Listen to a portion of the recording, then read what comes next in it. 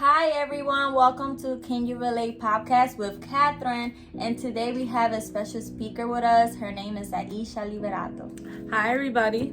Okay, Aisha, so are you okay if we watch this podcast and then we talk about it? Yeah, we're good. Okay, so you ready? Let's hit the button. I feel like I am not good enough. I want to understand my purpose, but it's just so unclear. Every time I start walking in faith and I am excited, developing who I am, and I start loving myself like never before, and having that burning desire to do that one thing that makes me happy, and that inside of me I hear that voice saying, "That's all you, champion." And my heart start beating again because I finally understood my purpose. Yeah, I finally understood my purpose. But then again, when I share my excitements with others, all they do is blind me again with their self-doubt of me not being capable, with all their negativity of why I'm not good enough to do that thing. So then again, that burning fire started to fade. I feel like I lost my soul not even trying, not really trying no more, but wanting to know, why am I here? What is my purpose? I feel like a bird locked inside a cage, wanting to fly, to be free. Yes, I just want to be free. But then I realized one thing, that the door was never closed, that it was my blurry vision that made it seem closed. Or let's say, it was having fear to fly again, to dream again, to believe in myself again. And I just want to tell you today, can you relate? If you could relate, I just want to tell you today, don't let people's opinion kill your dreams. Sometimes they feel like they're not capable of getting it done, so they want you to think that you're not capable of doing it. Go find that thing that makes you happy. Don't look at yourself through other people's mirrors. Look at yourself through your own mirror. You heard? You could do it. Believe in yourself. If you get knocked down, get up again. But just don't stay where you at. Don't stay in the floor. The floor was not made for you. And if you ever feel like you're not enough, just remember that God gave you another day to live. Why? Because He still believes in you. Why? Because He's waiting for you to rise up and to do that one thing that He called you for. That one thing that He gave you life for. Your purpose. Go find your purpose. Go find your calling. And when you do, don't stop. Don't stop. Keep moving. Keep pushing, because you weren't called to do little. You were called to do great things. You were called to be a champion, to be a warrior, to be a light in the middle of your own sometime darkness. That was powerful. Yes, girl, that was really powerful. And I think a lot of people can actually relate to that. Yeah, for instance, can you relate with that podcast? I think, like I said before, everybody can relate. I know there's many times that I felt really lost in what was my calling. And I remember specifically when I was 18, fresh out of high school, I'm like, Lord, what do I do? I'm like, I'm not sure what career I'm supposed to be in. I'm not even sure if this is the right career. So I definitely did feel lost. And I felt like I didn't know what I was doing. I didn't know my purpose. And I didn't have any direction. Yes. And I want to ask you a question. Okay. Have you ever had someone discourage your dreams? If so, share with us an experience. I think not so much someone, rather myself, discouraged my dreams, thinking that maybe I won't be able to reach it. I'm not a person who shares my dreams just for the idea of people rejecting it automatically. So I myself reject it. I myself discourage myself. So sometimes it's like either people, and sometimes it's like you feel like you can't do it, so you just like, I can't tell nobody because Exactly. you feel like you don't have the power or the potential to do it. So I'm like, before they reject me, I might as well do it myself. Wow, that's really powerful because, you know, like me, myself, it was more like people rejecting it because I'm the type of person when I'm excited about something, of course, I like to share with the closest people that I love and more when it comes to your family. And I noticed that sometimes when you're trying to follow your dreams, when you really want to do something, one of the worst things you could do is like share with sometimes even your close family members. Why? Because sometimes you expect them to react a certain way and they don't. Like they literally be like, you sure you could do something else? Or they'll be like, are you sure about that? Or think about it, you have to do this, you have to do that, you have to make sure you have all of that ready, because if you don't, you're gonna fail. Sometimes that's why like I wanted to do certain things and I was scared because I knew that automatically I would say something that for me felt like I was doing something positive, but for everyone was like, no, you can't do it, you can't do that, and certain things. And I know you said yourself like you feel like you reject from telling people, but me, one person one time told me that you will never be someone in this world. Like he's like he really said to me, you will never be nobody in this world, like you can't do it. And he didn't even know what was my dreams, and I was just like, okay. And it really hit me because I started reflecting and I started questioning myself, am I really capable to follow my dreams? Yeah, he made you doubt yourself. Yeah. And sometimes I feel like a lot of people, they go through things like this where someone tell you like they don't know you and they don't even know your potential, but they're already so quick to tell you that their own opinion about you. Yeah. And I want to ask you another question. Sure. For those people that are experiencing depression or discouragement, what advice would you give them? So what helped me a lot, like I said, I'm my own worst enemy, is just finding that person or finding that desire or own fire to keep going, to say, you know what, I can do it. Just as much we talk bad to ourselves, we can talk good about our own selves. So instead of saying, when you feel yourself saying, I can't do it, start to say, I can do it. When somebody tells you you're not gonna be nobody, you be like, I am gonna be a somebody. I am gonna reach my dreams. So it's always just kind of having that war and that battle between what is negative and what is positive for yourself. Yes. Have you ever felt stuck? Stuck. Yes. I feel stuck because I'm like, I want to advance my career. But especially now with the pandemic, it's been a little harder.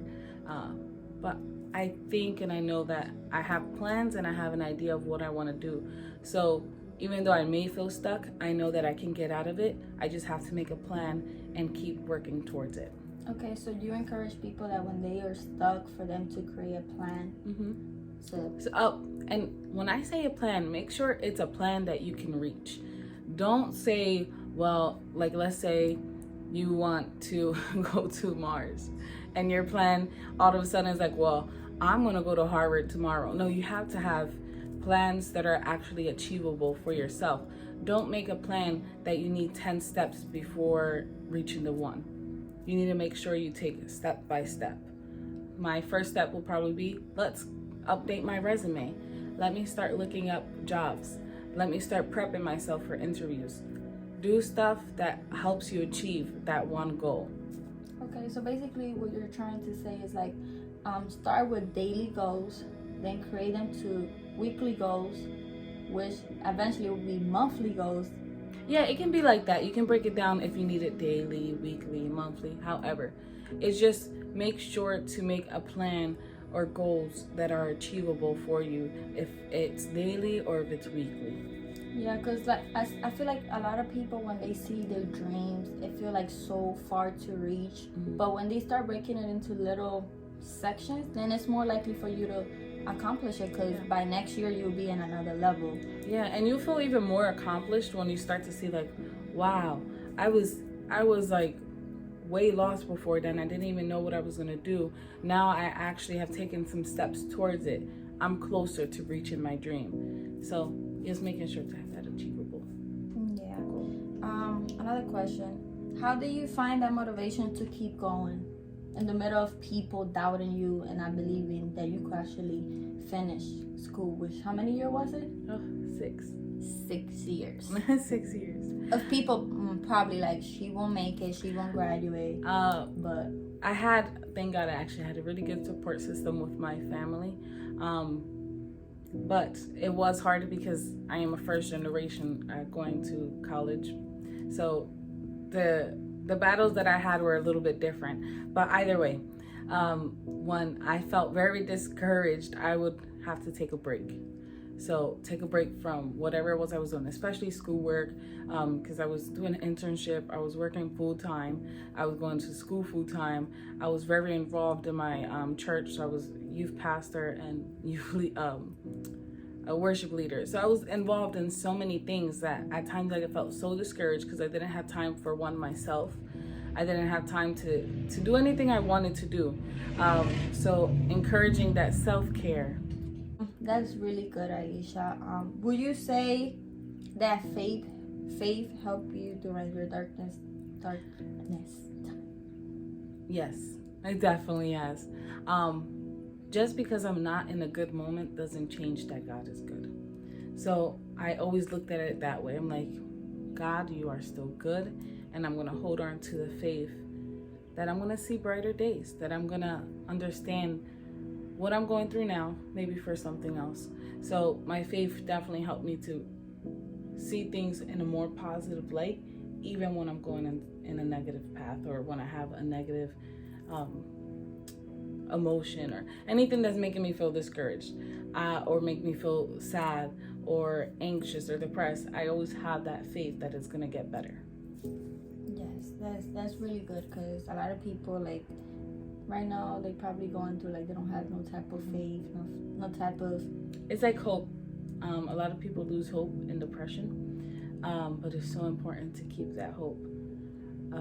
There's times that I may have felt to lose hope, but I will still fight to keep the hope. You have to keep that hope alive. Yeah, so question. Did you ever knew what was your purpose? Like, did you figure it out? Like, what age did you knew what was you were called for? Or that, like, that one thing you really needed to do, or that God called you for because you knew you was going to be good at it? Well, when I was probably like 6 or 7, I knew I wanted to be, I always loved art, so I wanted to do something with art. I said I was going to be like a fashion designer. But it changed to an artist, and then of course now changed to an art therapist, which is something quite different. But did I know my purpose per se in God? No, I didn't know my purpose in God. I didn't accept God until I was, I think, 17 or 18. I didn't grow up in the church, although I was taken to the church a few times by a wonderful lady in our family. So that's how I got to, I guess, have my first experiences with God. But I didn't know God. I didn't know my purpose. So I kind of felt my only thing to do was, like, I had to go to school. I had to get my education. I had to do something, because if not, I'm not going to have a purpose. But now that I'm in God, I'm like, doesn't matter if I don't have an education, I'll get your education. That's good. Yes. But now I have this idea of my identity, my purpose is not based on my education. It's not based on my career. It's based in God. So I don't have to have something tangible to declare or to determine my purpose. Wow. That is so powerful. And, like, just a quick, just give some people, like, a short message that you want to tell them, that whoever feels like the podcast, if you could relate to it, what is something you would, like, to finish off, what is something you would want to tell them, people that are going through depression, that they don't know what is it that they're here for, that they're confused, that they're dismotivated, discouraged, they don't want to do nothing with their lives because they feel like they just wake up to wake up. They don't have a reason. They don't have that desire to do something. What is something, like, if you ever feel depressed, like, to tell yourself, despite feeling, I'm going to get up and do something. And you might not want to do it. You might not feel it. but let me just get up and clean the dishes. Let me just get up and take a shower. It's taking that first step. It all comes back to something that is easy to achieve, and saying, despite a feeling, I'm gonna keep doing it. True. I have heard a lot of people say like, I'm in depression and I don't know how to come out of depression. I don't know how to move forward. Is that it? That's common. That's very common.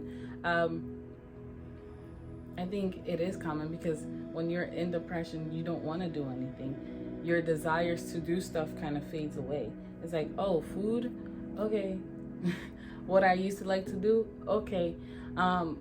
But to get out of that, it all depends on the person. But I know something that we as psychologists or any person who does counseling always say, get up and do something that you used to like to do. If you like to go bowling, find somebody. And if you can't find nobody, go by yourself. Or get that contact, find a supportive person that you can talk to start getting out of that depression. It all relies on you getting up and taking action, because nobody is going to be able to do that for you. They can be there to support you. They can be there to encourage you. But if you don't get up and say, I'm going to do this, or I'm going to do something that I used to like, then nothing is going to change. And even if you're in the moment and you're like, oh my gosh, I don't want to be here and I'm bowling, you might find later on that you actually enjoyed it. It's just that habit of keep doing it, keep getting up. Yeah, guys, that is so true. So like, I encourage you, just keep moving, don't stop, don't stay there. I think it's time to come out of your comfort zone, come out of that shell, and be what God called you to be, and find your purpose. Yes, because God didn't call you to depression, although we do experience it. But the Word of God says that He is our joy, that He is our comforter, that He is our advisor. And when you continue to have that hope, because when you lose the hope, that's when it really becomes more dangerous, I think, or it becomes much more deep, because then you just don't see a reason to live or a reason to see another day. So don't lose the hope. And if reading the Word of God is the place where you find hope, or if talking to a friend is where you find hope, or having self-care is where you find hope, do that. Do whatever makes you have hope.